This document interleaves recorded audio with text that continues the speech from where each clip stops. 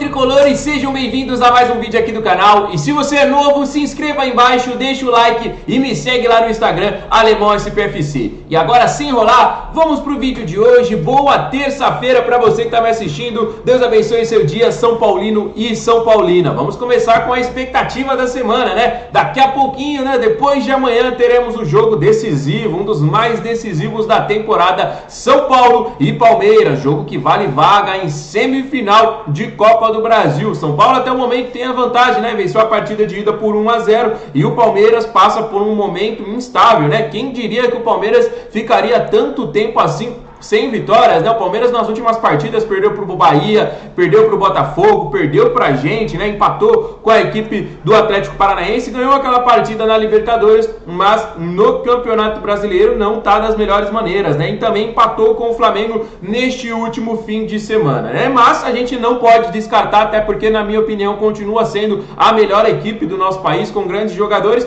mas o Palmeiras vem neste momento. E eu queria trocar uma ideia com vocês, porque vocês com certeza acompanharam que ontem teve o julgamento do STJD e o Zé Rafael e o Abel Ferreira não tiveram nenhum problema, né? O Michel Araújo, depois do clássico contra o Corinthians, disse que o São Paulo tinha que jogar contra 12 do outro lado, que não era mentira, e ele foi punido por um jogo de suspensão. O Zé Rafael, com todas as letras, disse que o Palmeiras foi roubado e não aconteceu absolutamente nada. E aí, é um peso? Como é que fica aí o peso pro lado do Palmeiras? É diferente? As medidas são diferentes também? Porque o Zé Rafael disse claramente que o Palmeiras foi roubado e não aconteceu nada. Já o Michel Araújo disse que tinha que jogar contra 12, o que foi verdade naquele jogo, e ele foi punido. Então, realmente a situação não é a mesma, né? Realmente difícil aí acreditar que tudo isso aconteceu. Deixa nos comentários aí. Vamos falar sobre janela de transferências agora. A gente pode perder e provavelmente vai perder o volante Pablo Maia, um dos grandes destaques do São Paulo. Tem gente que gosta, tem gente que não gosta, nenhum jogador vai agradar todo mundo. Eu não gostava dele, mas agora tá jogando muita bola, realmente é um volante muito interessante e muito importante. Com certeza o São Paulo vai fazer uma grande venda. E a equipe que tá aí no páreo é a equipe do West Ham, da Inglaterra, que tem o brasileiro Lucas Paquetá, que agora inclusive assumiu a camisa 10 da equipe, e também tem o Luizão, lembram do Luizão, que saiu do São Paulo de graça? Também está na equipe do West Ham. Ontem, inclusive, teve um amistoso. Ele entrou em campo aí depois no segundo tempo. Então, é uma possibilidade muito grande. Por quê? O West Ham acabou de perder aí um dos seus principais jogadores, né? Que foi o volante Declan Rice. Ele que é um dos jogadores aí do West Ham revelado, né? Que jogador assim de muito destaque. E eles acabaram de perder esse jogador e eles querem um volante para substituir o jogador, né? E o Pablo Maia foi um desses nomes indicados e um desses nomes aí que ganhou muita força nesta substituição. O Pablo Maia tem pelo menos aí uns 6 clubes de Premier League interessados na contratação, né? O Declan Rice aí foi para a equipe do Arsenal, né? Arsenal que foi o vice-líder da Premier League, e agora eles querem um substituto para esse grande volante que fez história no clube, né? Eles venceram a Conference League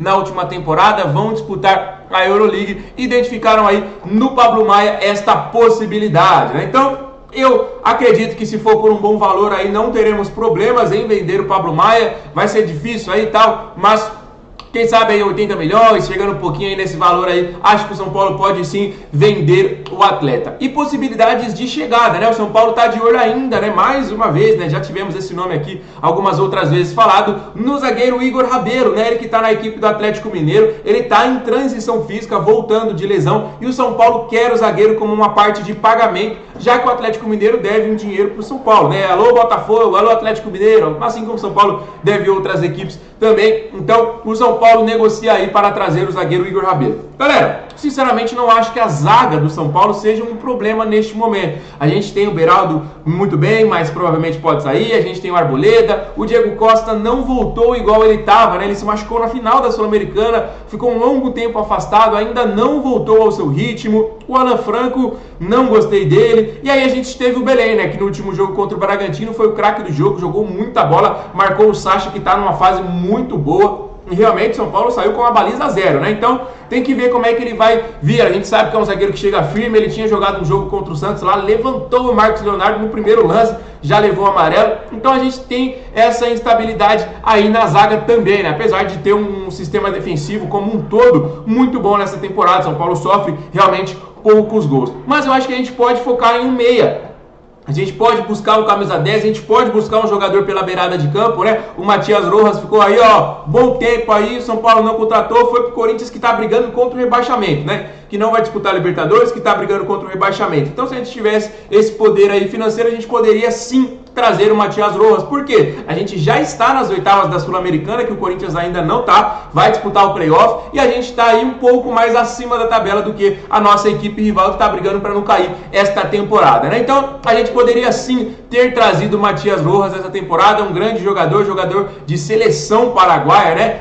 Então, um nome interessante que o São Paulo acabou perdendo. Mas a gente pode ir em busca de outros nomes, né? A gente viu o Rodrigo Salazar aí que a gente não conseguiu, a gente tá vendo o Lanzini aí querendo voltar ao futebol brasileiro. Agora o Santos está interessado em um nome interessante, que é o do Roberto Pereira, jogou em alguns clubes aí da Europa, um jogador argentino, canhoto, muito bom. Então, São Paulo pode sim ficar atento aí a essas possibilidades. E aí, com todo respeito, né, o Corinthians ao Santos, que estão em situação pior que a gente, então a gente pode sim fazer aí alguns investimentos, a gente pode sim trazer alguns nomes, né? O São Paulo que venceu bem venceu bem assim, né, nessa última partida a equipe do Palmeiras, o jogo não foi bom, mas 1-0 é importante, a gente já sai na frente, então eu considero que venceu bem por conta disso. Nesse último jogo a gente poupou os nossos titulares, a gente conseguiu dar descanso para toda a rapaziada, jogo 0-0 fora de casa contra o Bragantino, que a gente sempre perde, a gente ainda não venceu o Red Bull desde essa transformação, né? Desde que quando o Bragantino virou o Red Bull Bragantino, a gente não conseguiu vencer, é um time chato.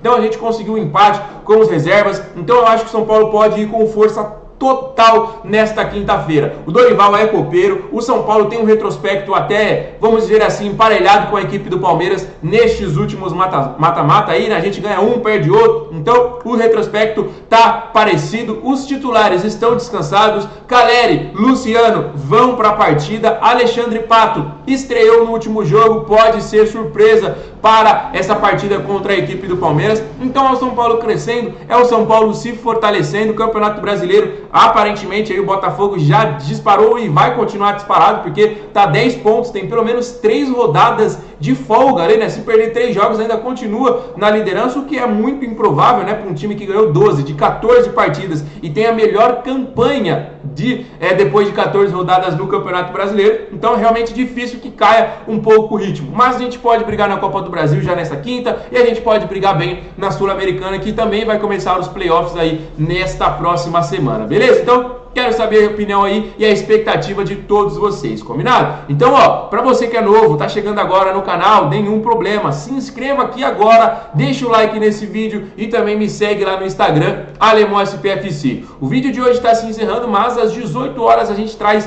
mais novidades pra todo mundo, combinado, galera? Então, fiquem com Deus, um abraço, até mais, valeu!